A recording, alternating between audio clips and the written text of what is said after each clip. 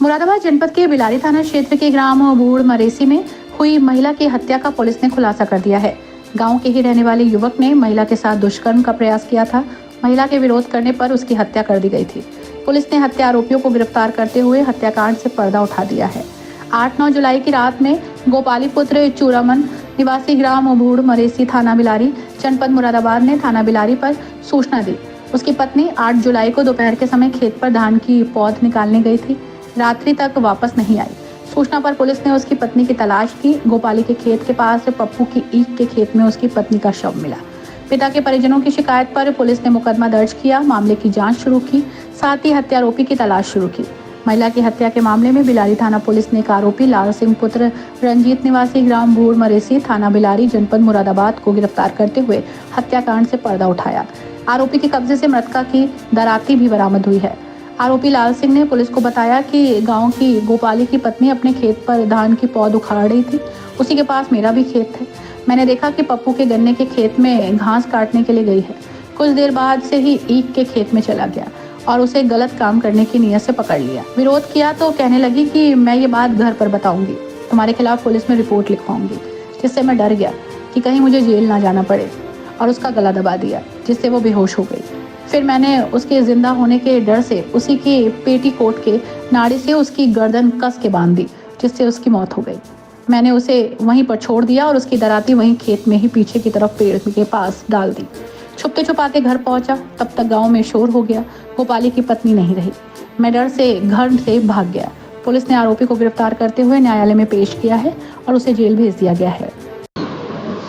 8/9 की तारीख रात को मृतका के पति हैं गोपाली, उन्होंने सूचना दी पुलिस को कि उनकी पत्नी दिन में 8 तारीख को 3 बजे के करीब खेत में जो धान की पौध लेने गई थी और वो शाम को 6 बजे तक वापस नहीं लौटी, तो हमने उसकी तलाश की थी। तो ये सूचना उन्होंने रात के करीब 12 के आसपास दी पुलिस को। तो पुलिस द्वारा जब ये सूचना मिली तो थाने से टीम गठित हुई और उसने सर्च ऑपरेशन शुरू किया। तो आसपास के जितने भी गन्ने के खेत थे और धान के खेत थे उसमें उनको खोजा गया और आसपास के गांवों में भी खोजा गया। लेकिन इसमें करीब रात्रि को ही करीब 3-4 बजे के आसपास जब पुलिस सर्च कर रही थी तो वहां पे एक ईख के खेत में मृतका जिसका नाम ओमवती था, पत्नी गोपाली, उसका शव मिला। शव मिलने पर फॉरेंसिक टीम को मौके पर बुलाया गया और शव को घर वालों से शिनाख्ती की गई। तो घर वालों ने उसको आइडेंटिफाई किया, ये गोपाली ने आइडेंटिफाई, ये उसकी पत्नी है। इसी में पुलिस लगातार इस मर्डर केस को खोलने का प्रयास कर रही थी। इसके लिए हमने थाना स्तर पर 2 टीमें गठित की, एक एसओजी की टीम गठित हुई, एक सर्विलांस की टीम हुई और एक सीओ साहब के निर्देश की मतलब पर्यवेक्षण में एक टीम गठित हुई।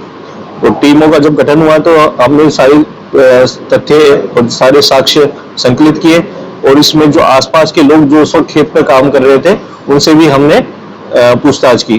पूछताछ के क्रम में ही जो चीज सामने आई उसमें ये आया कि एक व्यक्ति था जिसका नाम था लाल सिंह पुत्र रंजीत निवासी, ये भी उसी गांव का रहने वाला है, बूढ़ मरेसी का, और उसी गांव में ही ये खेत है। ये भी पास के खेत में वहीं काम कर रहा था।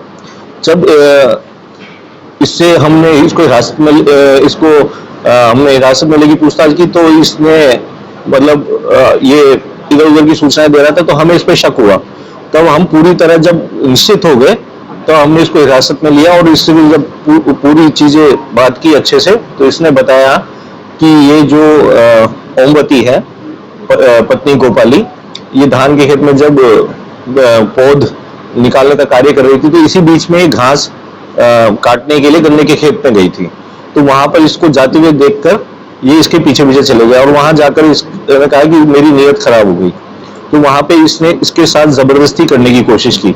जब जबरदस्ती करने की कोशिश की तो इस महिला ने कहा कि मैं आप जो ये कर रहे हो इसकी जानकारी आपके परिवार को और अपने परिवार को दूंगी और मैं इसमें पुलिस में कंप्लेंट करूंगी। तब इसको डर लगा, इसको लगा कि ये कहीं जाकर बाहर बता देगी, तो इसने डर में, इसका जो बयान है, इसने कहा कि मैंने डर में आकर उसका मुंह दबा दिया और जब ये बेहोश हो गई तो मुझे लगा कि इसको मारना ही उचित है। तो इसने उसके पेटीकोट के नाड़े को निकालकर उसके गले में बांध दिया और जब उसके गले में उसका सांस रुक गया तो उसकी वहां उस वजह से उसकी मृत्यु हुई।